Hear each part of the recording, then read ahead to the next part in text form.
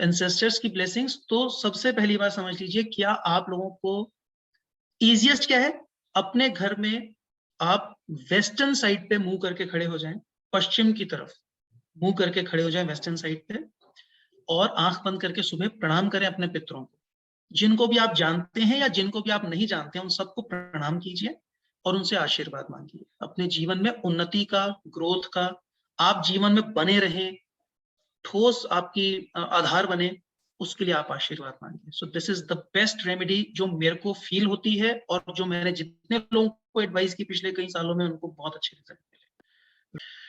तो पितरों के लिए एक तरीका रेमेडियल पार्ट क्या है, आप वेस्ट की तरफ, अगर आपके घर में जगह है, वेस्टर्न वॉल पे आप अपने पितरों की एक फोटो अगर आपके पास है, आप उसको लगाएं, उसको हार पहनाएं, और आप उनको भी डेली सुबह उठ के प्रणाम करें। स्पेशली फॉर मेल आदमी लोग जो हैं, वो जरूर ये काम करें, और ये उपाय सबके लिए फायदेमंद है, किसी को नुकसान नहीं कर रहा है।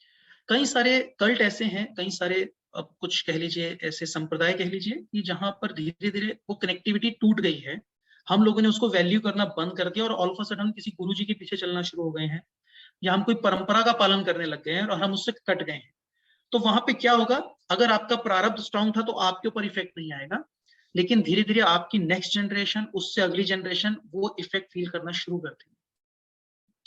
तो आपको ये ध्यान करना है कि आपकी जो परंपराएं थी, जो आपके यहाँ पे ट्रेडिशंस थे, आप उनको वापस पहचाने, आप उनका पता लगाएं, खोजें, पता लगाएं, और उनको पालन करना शुरू करें। उन फॉर एग्जाम्पल, महीने में किसी एक पर्टिकुलर डे पे, या साल में किसी एक दिन किसी एक पर्टिकुलर जगह पे जाके आपको वहां पे मत्था टेकना है, जोत जगानी है, परिक्रमा करनी है, whatever, कोई रिचुअल्स हो सकते हैं। तो instead of asking questioning those rituals logically, आप कहें कि इसका क्या रेलिवेंस है, क्या साइंस है। 100% साइंस है, आपको सिर्फ वो फॉलो करने की जरूरत है। साइंस आपको समझ में आए या ना आए, आपको फॉलो करने की जरूरत है। ठीक है। एक और इंपॉर्टेंट चीज है पितरों के लिए, कि बहुत सारे लोग अपने सरनेम को, डिस्टॉर्टेड सरनेम उनका समहाउ यूज होना शुरू हो जाता है। वो स्पेलिंग जो कॉमन चली आ रही है वो सरनेम की, और वो उसको चेंज कर लेते हैं, राइट। तो वो चीज अगर वो गलत नंबर पे अलाइन हो गई, स्पेशली अगर गलत नंबर पे अलाइन हो गई, तो आपके लिए नुकसानदायक हो सकती है। लेकिन अगर वो आपके लिए गलत नंबर पे नहीं हुई है, तो हो सकता है आपके जो बेटा है, अगर उसने भी वही सरनेम लगाया और उसके लिए सूट नहीं करी, तो फिर वो फंस जाए। क्या मैं समझा पा रहा हूं आप लोगों को?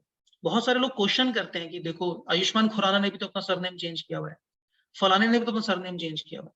जी नहीं, बहुत कम लोग हैं जो सफल हैं, लेकिन वो किसी रीजन से हैं। जब उनका नेम का जो हम लोग कहते हैं टैलेंट नंबर उनका अलाइन हो जाता है, पॉजिटिव उनके जो फेवरेबल नंबर के साथ अलाइन होता है, तो उनको पैसा आना शुरू हो जाता है। But this needs technical working, इसलिए हमें एस्ट्रोनोमोलॉजी एनालिसिस करना पड़ेगा। लेकिन इन जनरल आपको जरूरत नहीं है।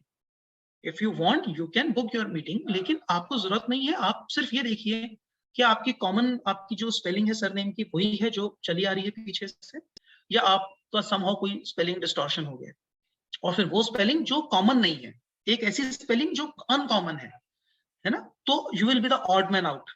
कम्युनिटी आपके लिए चेंज नहीं होगी, आप कम्युनिटी से बाहर होंगे। और ये हमने वीडियोस में भी अपने पहले शायद बोला हुआ है इस बात को, तो इस बात का आप ध्यान रखें।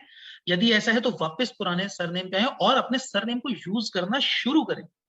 सरनेम को जब आप यूज करते हैं, तो आप अपने एंसेस्ट्रल पावर को आप अपने साथ जोड़ लेते हैं। एक फर्स्ट नेम है आपका, वो है आपकी इंडिविजुअलिटी। एक है आपका सरनेम, वो है आपके इनहेरिटेड स्किल्स।